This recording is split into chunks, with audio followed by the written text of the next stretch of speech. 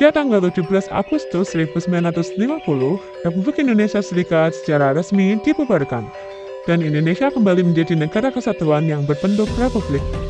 Negara Kesatuan Republik Indonesia pada saat itu menggunakan Undang-Undang Sementara 1950.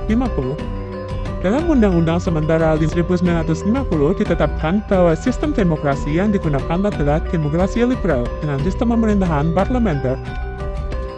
Mari kita terus lebih dalam bagaimana penerapan demokrasi liberal ini mempengaruhi kehidupan politik, pemerintahan, dan masyarakat Indonesia pada masa itu. Indonesia pada masa liberal, ciri utama menggunakan UUD 1950, sistem parlementer. Perdana Menteri memegang kekuasaan pemerintahan. Presiden hanya sebagai kepala negara. Sering terjadi pergantian kabinet atau tidak stabil. Selama berlakunya Undang-Undang Dasar Sementara 1950, pemerintah Republik Indonesia diwarnai dengan bergantian 7 kabinet secara berturut-turut, yaitu diantaranya Kabinet Natsir, Kabinet Sukiman, Kabinet Wilopo, Kabinet Ali Sastroamidjojo I, Kabinet Burhanuddin Harahap, Kabinet Ali Sastroamidjojo II, dan Kabinet Juanda. Perkembangan politik dan kabinet. 1. Kabinet Natsir 6 September 1950 sampai 21 Maret 1951. Fokus keamanan, pendidikan, ekonomi rakyat. Irian Barat mundur karena mosi tidak percaya DPR. Kabinet Sukiman 27 April 1951 sampai 3 April 1952. Koalisi PNI Masyumi fokus keamanan dan ekonomi, jatuh karena perjanjian MSA dengan AS dinilai pro Barat. 3. Kabinet Wilopo 3 April 1952 sampai 2 Juni 1953. Zakon Kabinet fokus pemilu, Irian Barat politik luar negeri bebas aktif. 4. Kabinet Ali Sastroamidjojo I 31 Juli 1953 sampai 12 Agustus 1955. Fokus pemilu, Irian Barat politik luar negeri bebas aktif. Tinjau KMB, tantangan konflik TNI, inflasi, korupsi. 5. Kabinet Burhanuddin Harapan 12 Agustus 1955 sampai 3 Maret 1956. Kabinet transisi saat Soekarno naik haji, fokus stabilisasi pemerintahan. 6. Kabinet Ali Sastroamidjojo II 1956 sampai 1957. Fokus pembatalan KMB, perjuangan Irian Barat, stabilitas ekonomi. 7.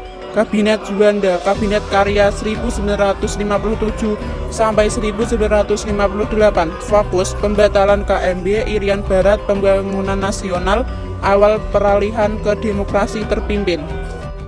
Gerakan Perempuan 1950 sampai 1960 sangat progresif dengan banyak organisasi besar seperti Aisyah, Muslihat, Muslimat NU, Perwari, dan Kirwis yang kemudian menjadi Kirwani.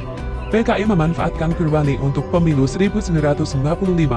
Isu penting saat itu adalah UU perkawinan dan poligami, sehingga dibentuk Komisi NTR untuk merancang hukum yang berpihak pada perempuan. UU perkawinan akhirnya disahkan pada 1974. Pemilihan umum pertama tahun 1955. Sistem kepartaian pada masa demokrasi liberal.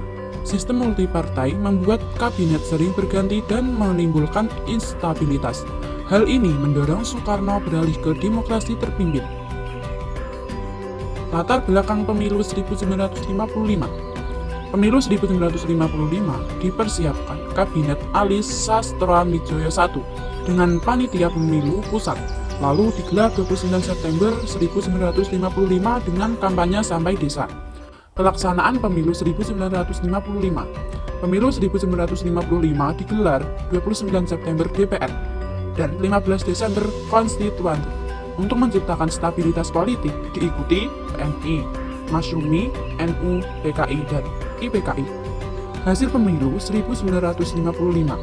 Pemilu 1955 menghasilkan 4 partai besar, Masyumi, PNI, NU, PKI. dengan pelantikan DPR 20 Maret 1956 dan Konstituante 10 November 1956. Ekonomi Indonesia pada masa liberal. Pada masa demokrasi liberal, kondisi ekonomi Indonesia tidak stabil.